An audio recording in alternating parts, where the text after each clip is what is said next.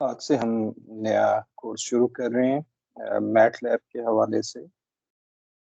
इसमें हम mat lab सीखेंगे, मैट लैब सीखेंगे और बुक हम फॉलो कर रहे होंगे, मैट लैब बाय मॉस मोस्किलत की बुक हम फॉलो कर रहे होंगे। तो लेक्चर शुरू करते हैं। सबसे पहले हमें पता होना चाहिए कि मैट लैब किससे मिलकर बना है।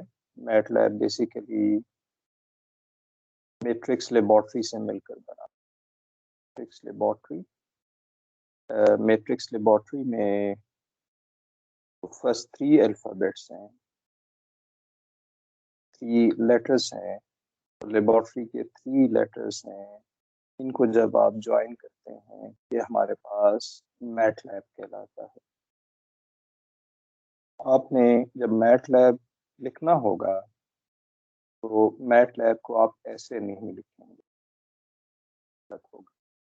तो MATLAB basically matrix laboratory है। इसका मतलब ये है कि मैट लैब में आप मैट्रिसेस, वेक्टर्स, इनको डील करते हैं और सॉल्व करते हैं।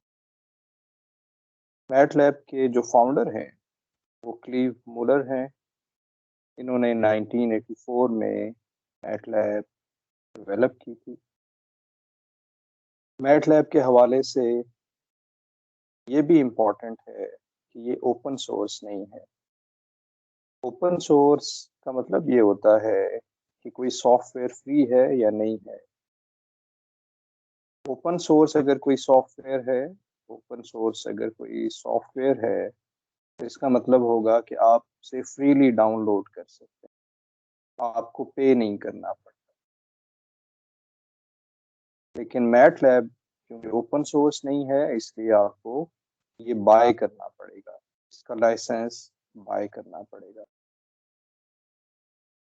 इसका अल्टरनेट भी है मैट लैब का, लेकिन जाहिर बात है मैट लैब की जो यूटिलिटीज हैं वो हमें उन दूसरे सॉफ्टवेयर में नहीं मिलेंगी। इसका अल्टरनेट है, जैसे ऑक्टेव लैंग्वेज है, फ्री मैट है और साइलैब है। आमतौर पे ये Octave as an alternate use किया जाता है। आप ऑक्टेव को सर्च करेंगे ऑनलाइन तो आपको इसके आंसर मिल जाएंगे कि ऑक्टेव क्या है। तो अगर आपके पास मैट लैब नहीं है, आप बिल्कुल इंस्टॉल नहीं कर सकते हैं, तो आप ऑक्टेव को इंस्टॉल कीजिए या आप ऑक्टेव ऑनलाइन भी यूज़ कर सकते हैं।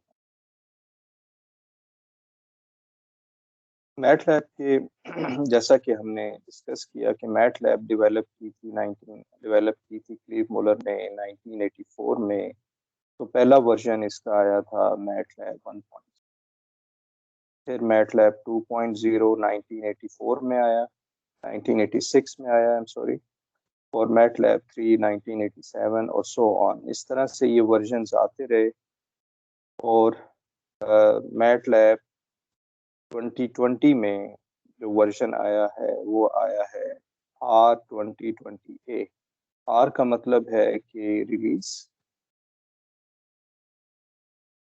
और ए का मतलब यहाँ पर है कि फर्स्ट 6 मंथ्स में ये रिलीज हुआ है। First 6 months of the year, first 6 months of the year. तो यहाँ पर ये हमारे पास ए का मतलब है फर्स्ट 6 मंथ्स, और यहाँ पर ये जो बी का मतलब है ये है second 6 months of the year. इसका मतलब है कि अगर आप 2021 में सेकेंड हाफ में अगर देखेंगे तो ये बी आपको मिल रहा होगा। मैट लैब जब आप ओपन करते हैं तो इसके टॉप लेफ्ट बॉटम पे, टॉप लेफ्ट पे आपको मैट लैब का वर्जन नज़र आ रहा होगा। और अगर आप बाय करते हैं तो आप फॉर एग्जांपल इंस्टॉल करते हैं तो मैट लैब R2022 अगर फॉर एग्जांपल है तो अगर ए लिखा होगा तो ये 2022 में फर्स्ट 6 मंथ्स में ये वाला वर्जन को शो कर रहा होता है। अब अभी हम अगर 2022 में हैं, तो अब जो मैटलैब का वर्जन आएगा फरवरी मार्च में रिलीज होगा 2022 में, और एवरी ईयर ये मार्च अप्रैल में रिलीज होता है, तो उसका वर्जन 2022 ए होगा। तो ये वर्जन्स की पहचान आपको होनी चाहिए। आपने डिस्टिंग्विश करना होता है या आपने डिफरेंशिएट करना होता है सॉफ्टवेयर्स को, न्यूमेरिकल सॉफ्टवेयर न्यूमेरिकल कंप्यूटेशन के लिए, न्यूमेरिकल कंप्यूटेशन, या आपने इसको सिंबॉलिक लैंग्वेज के तौर पे देखना होता है, symbolic language. Mathematica for example, ये हमारे पास सिंबॉलिक लैंग्वेज है क्योंकि ये सिंबल से डील करती है, सिंबॉलिक लैंग्वेज है, जिसका मतलब ये होगा कि यहाँ पर अगर आप मैथमेटिका में सपोज कि आपको कमांड का पता है, आप लिखते हैं y is equal to cos x, तो जब आप ये लिखेंगे y is equal to cos x Mathematica में, तो वो कंप्लेन नहीं करेगा। लेकिन जो न्यूमेरिकल कंप्यूटेशन न्यूमेरिकल लैंग्वेज होती है, या आप इसे कह लें, आमतौर पे ये वर्ड नहीं होता लेकिन हम कहते हैं न्यूमेरिकल लैंग्वेज, न्यूमेरिकल लैंग्वेज। अगर आप मैट लैब में लिखेंगे y is equal to cos x, तो मैट लैब पहले आपको कहेगा कि x को डिफाइन करें।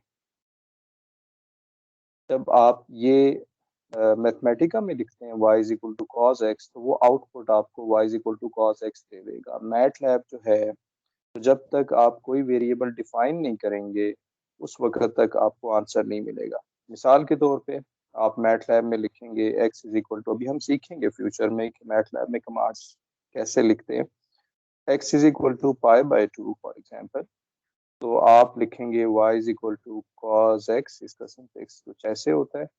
तो x आपको पहले डिफाइन करना पड़ेगा, तब आपको y का आंसर मिल रहा होगा। यही कमांड अगर आप x के बगैर लिखेंगे मैथमेटिका में, तो वो कंप्लेन नहीं करेगा। तो मेपल हमारे पास सिंबॉलिक लैंग्वेज है, मैट लैब और पाइथन ये दोनों हमारे पास न्यूमेरिकल लैंग्वेज हैं, और including Julia language, numerical languages, जिसका मतलब है कि ये नंबर से डील करते हैं, ये सिर्फ नंबर से डील करते हैं, ये सिंबल से डील करते हैं और नंबर दोनों से डील करते हैं। ठीक? तो मैट लैब हमारे पास है, पाइथन है, बहुत ज़्यादा काम हो रहा है पाइथन पे, और रिसेंटली जो एक लैंग्वेज आई है वो हमारे पास जूलिया लैंग्वेज है, Julia programming language, Julia language. MIT के प्रोफेसर ने ये लैंग्वेज बनाई है, स्क्रैच से बनाई है MIT के प्रोफेसर ने। उनका नाम प्रोफेसर एलन है, आई गेस, जिन्होंने ये लैंग्वेज बनाई है। इस पे भी काफ़ी काम हो रहा है जूलिया लैंग्वेज में। और फ्यूचर अगर आप लैंग्वेज को सीखना चाहते हैं, तो मैटलैब से शुरू करने के बाद आप पाइथन और जूलिया तकरीबन एक जैसे हैं।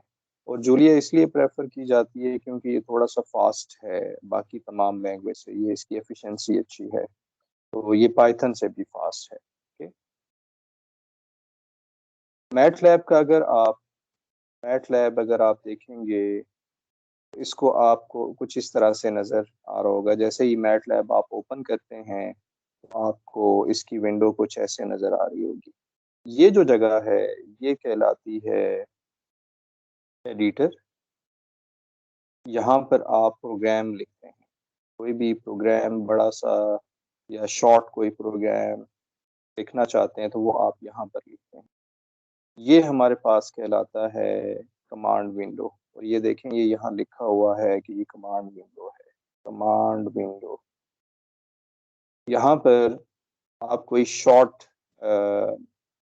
जो टेम्परेरी काम करना हो तो वो आप यहाँ पर, इसके साथ है ये वर्क स्पेस। यहाँ पर जितने भी वेरिएबल्स आप डिफाइन करते हैं, फॉर एग्जांपल अगर मैं यहाँ लिखूँ x इज इक्वल टू 5, तो ये x इज इक्वल टू 5 यहाँ पर आ जाएगा, तो ये वर्क स्पेस कहलाता है। ये वर्क स्पेस इसलिए होता है ताकि आपको पता चल सके कि आपके पास वेरिएबल्स कौन कौन से डिफाइन हो चुके हैं। करंट फोल्डर में आप जब ये स्क्रिप्ट फाइल बनाते हैं, इस पे हम फ्यूचर में बात करेंगे। जो शुरू के लेक्चर्स हैं उसमें सिर्फ हम कमांड विंडो पे काम करें। और यहाँ से आपके पास है ये स्क्रिप्ट फाइल बनी हुई है। ये हमारे पास जो भी फाइल यहाँ बनाते हैं वो आपके पास यहाँ पर नज़र आ रही होती है। ये फ्यूचर में हम इसको देखेंगे। तो अभी आप सिर्फ ये सेटअप देखें कि आपके पास इस तरह का सेटअप आपको नज़र आ रहा होगा। अगर आप यहाँ देखें तो ये जो रिलीज है जिसकी हम बात कर रहे हैं, ये मैटलैब R2017A है मेरे पास। ऑल्दो कि अभी रिसेंटली हमने 2021 भी हमारे पास है।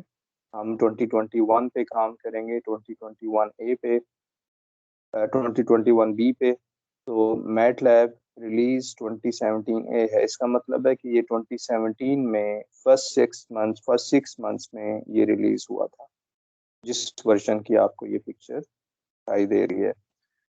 जो एडिटर है इसको अगर आपने रन करना होगा तो ये रन का बटन यहाँ पर है, यहाँ से आप इसको रन कर रहे होंगे। ये जो प्लस का निशान है इसको जब आप क्लिक करते हैं तो ये नई एडिटर फाइल ओपन हो जाती है, या ये यहाँ से भी नई एडिटर फाइल आप बना सकते हैं, जिस पे हम फ्यूचर में बात करेंगे।